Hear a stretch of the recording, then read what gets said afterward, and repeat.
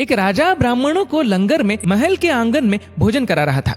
राजा का रसोइया खुले आंगन में भोजन पका रहा था।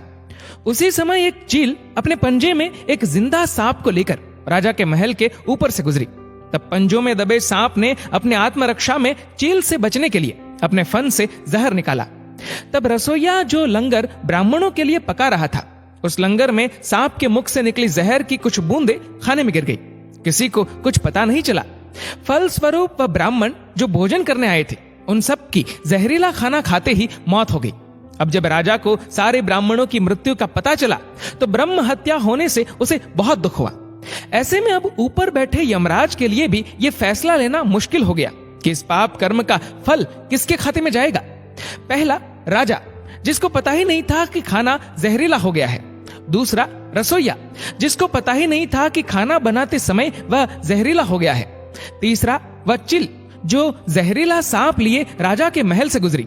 चौथा, या वह सांप जिसने अपनी आत्मरक्षा में जहर निकाला। बहुत दिनों तक ये मामला यमराज के लेखे जोखे में अटका रहा। फिर कुछ समय बाद कुछ ब्राह्मण राजा से मिलने उस राज्य में आए और उन्होंने किसी महिला से महल का रास्ता पूछा। उस महिला ने महल का रास्ता तो बता दिया।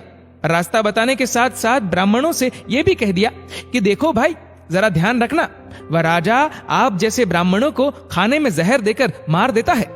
बस जैसे ही उस महिला ने ये शब्द कहे, उसी समय यमराज ने फैसला ले लिया कि उन मृत ब्राह्मणों की मृत्यु के पाप का फल इस महिला के खाते में जाएगा और इसे उस पाप का फल भुगतना होगा। यमराज के दूतों ने पूछा, प्रभु ऐसा क्यों, जबकि उन मृत ब्राह्मणों की हत्या में उस महिला की कोई भूमिका भी नहीं थी।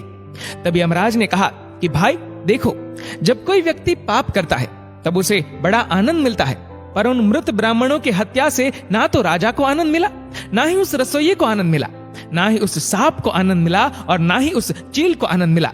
पर उस पाप कर्म की घटना का बुराई करने के भाव से बखान कर उस महिला को जरूर आनंद मिला। इसलिए राजा के उस अनजाने पाप कर्म का फल अब इस महिला के खाते में जाएगा।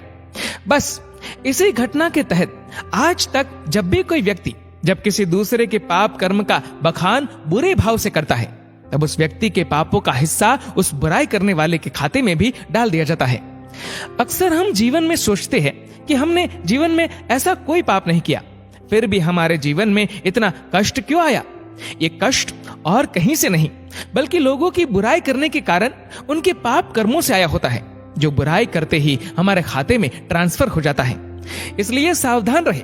जिस प्रकार सड़क पर चलते समय हम इस बात का ध्यान रखते हैं कि कोई हमसे ही नहीं, हम भी किसी से टकरा न जाए, ऐसे ही किसी के भी प्रति नकारात्मक भाव रूपी इस प्रज्ञापराध से हमें स्वयं को निरंतर बचाते हुए ही अपना जीवन व्यतीत करने की आदत डाल लेनी चाहिए।